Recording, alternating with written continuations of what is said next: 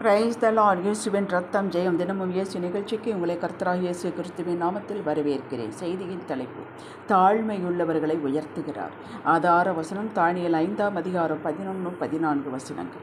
உம்முடைய ராஜ்யத்திலே ஒரு புருஷன் இருக்கிறார், அவனுக்குள் பரிசுத்த தேவருடைய ஆவி இருக்கிறது.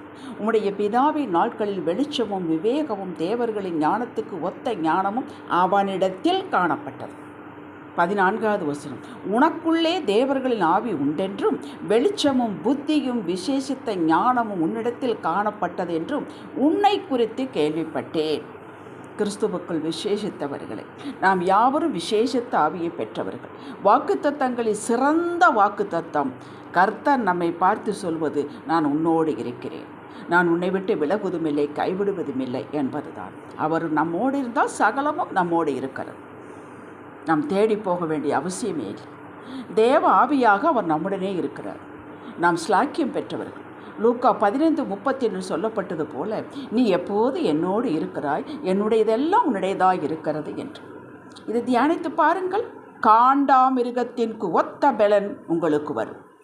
லூக்கா 1ஆம் அதிகாரம் 38வது வசனத்தில் மரியாள் தேவதூதன் சொன்ன வார்த்தை அப்படி ஏற்றுக்கொண்டாள். உம்முடைய வார்த்தையின்படி எனக்கு ஆக கடவுது என்றாள். அப்படியே ஏற்றுக்கொண்டாள், கீழ்ப்படிந்தாள். எனக்கு ஆகும், இது தேவ வார்த்தை, இது நிச்சயமாக நடக்கும் என்பதில் உறுதியாக கீழ்ப்படிந்தாள், ஏற்றுக்கொண்டாள். இதுதான் நமக்கு வேண்டும். 10ஆம் மாதம் இயேசுவை பாலகனை பெற்றெடுத்தாள்.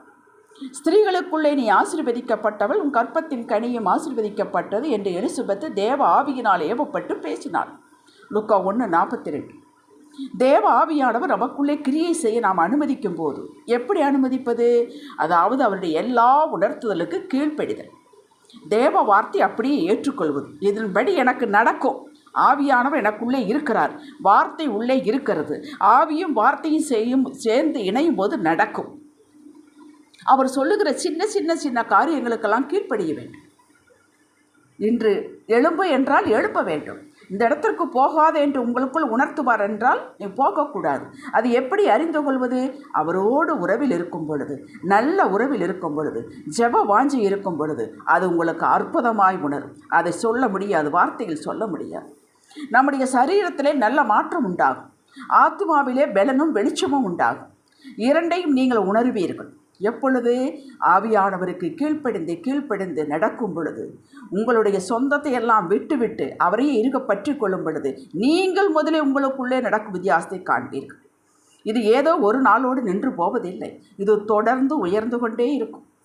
உங்களுக்கு கர்த்தர் முதலில் காட்டுவார். நீங்கள் சமையல் செய்வதில் கூட வித்தியாசம் உண்டாகும், ருசியாக சமைப்பீர்கள். குடும்பம் நடத்துவதில் மேன்மை உண்டாகும். இதுவரை புரியாதெல்லாம் உங்களுக்கு புரியும், இருளானதெல்லாம் வெளிச்சமாக காட்டும். நீங்கள் ஒருவருக்கு ஆலோசனை கொடுப்பதில் கை தேர்ந்தவர்களாக இருப்பீர்கள். உங்களிடத்தில் ஆலோசனை கேட்டால் சரியாக இருக்கும் என்று வருவார்கள். நீங்கள் யாருக்கெல்லாம் முழு மனதோடு ஜெபிக்கிறீர்களோ அப்படியே கர்த்தர் பதில் தருவார். உங்கள் எல்லை எங்கும் வித்தியாசம் காண்பீர்கள். உங்களோடு வேலை பார்ப்பவர்களுக்கு, நண்பர்களுக்கு, குடும்பத்தில் உள்ளவர்களுக்கு உங்களை குறித்து ஒரு பயம் உண்டாகும். சங்கீதம் 126:2 வெளியே இருப்பவர்கள் உங்களது வித்தியாசங்களை பார்த்து, கர்த்தர் இவர்களுக்கு பெரிய காரியங்களை செய்தார் என்பார்கள். நீங்களும் சொல்லுவீர்கள், கர்த்தர் எங்களுக்கு பெரிய காரியங்களை செய்தார், அதனால் நாங்கள் சந்தோஷமாக களி கூறுகிறோம் என்று சொல்லுவீர்கள். சங்கீதம் 126:3. உங்களுக்குள்ளே செய்வார், உங்கள் மூலமாக பிரத்தியாருக்கு செய்வார், உங்களுக்காக செய்வார், உங்கள் எல்லைகளில் செய்வார். சோதித்து பாருங்கள். இதற்கு விளக்கறையே நமக்கு தோன்றுவதையெல்லாம் பேசக்கூடாது, தோன்றுவதையெல்லாம் செய்யக்கூடாது. நம்முடைய ரோஷத்துக்கெல்லாம் தீனி போடக்கூடாது, நமது கோபத்துக்கெல்லாம் தீனி போடக்கூடாது, நம்ம வைராயத்துக்கெல்லாம் தீனி போடக்கூடாது. எல்லா வழிகளும் நன்மைகளை தருவதாக தோன்றும் நம்மளுக்கு, ஆனால் அவைகள் தேவ வழிகள் அல்ல. ஆவியானவர் உணர்த்துவார், காட்டுவார், கற்பிப்பார், உங்களை கொண்டே செய்வார். கொஞ்சம் பொறுமை, சகிப்புத்தன்மை வேண்டும். ஆம், அவரோட கூட பாடுபட்டால் அவரோட கூட ஆளுகை செய்யலாம். எல்லாருக்கும் ஆளுகை செய்வது பிடிக்கிறது, பாடுபடுவது பிடிப்பதில்லை. முன்னது இல்லாமல் பின்னது கிடைக்காது. இப்படிப்பட்டவராக தேவ ஆவிக்கு இணக்கம் உள்ளவராக நீங்கள் இருப்பின், உறுதியாய் சொல்லுகிறேன், நீங்கள் பலத்தின் மேல் பலனடைவீர்கள். தேவன் உங்களை ஆசீர்வதித்து அவர் மகிமைப்படுவார். உங்களை மகிமைப்படுத்துவார். உங்கள் வாய்ச்சொல்லை வாய்க்கை செய்து உங்களை கனப்படுத்துவார். ஆதியாகமம் 26ஆம் அதிகாரத்தில் ஈசாக்கு தேவ வார்த்தைக்கு கீழ்ப்படிந்தார். அவன் லாஜிக்கு பார்க்கவில்லை. வறட்சி, எங்கும் வறட்சி, தண்ணியே கிடையாது, மழையே கிடையாது. ஆனால் ஆண்டவர் போகாதே, இங்கேயே இரு, இங்கேயே விதைனார். எப்படி இங்கே விதைக்கிறது? வறண்டு கிடக்கிறது. ஆனால் அவனுக்குள்ளே உணர்த்தப்பட்ட அந்த வார்த்தைக்கு கீழ்ப்படிந்தான், விதைத்தான், 100 மடங்கு பலன் பெற்றான். படித்து பாருங்கள். பூரணமாய் கீழ்ப்படியும் போது நமக்குள்ளே விசுவாசம் பெருகும். ஈசாக்கு தன் கரங்களாலே ஆசீர்வாதங்களை எடுத்தான். பகையினர்கள் கூட, நீ கர்த்தரால் ஆசீர்வதிக்கப்பட்டவராமே, தேவன் உன்னோடு இருக்கிறார் என்பதை கண்டோம் என்று அவனை தேடி வந்தார்கள். நிச்சயம் உங்களுக்கும் நடக்கும். உங்களுக்கு அந்த யுனிக் பிளெஸிங் கிடைக்கும்.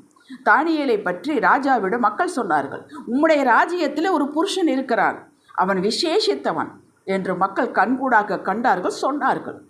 அவனிடமே வந்து சொன்னார்கள், தானியேலிடமே வந்து சொன்னார்கள், உம்மிடத்தில் விசேஷித்த ஆவி இருப்பதினால் மாற்றங்கள் பார்க்கிறோம் என்றார்கள், நன்மைகளை பார்க்கிறோம் என்றார்கள்.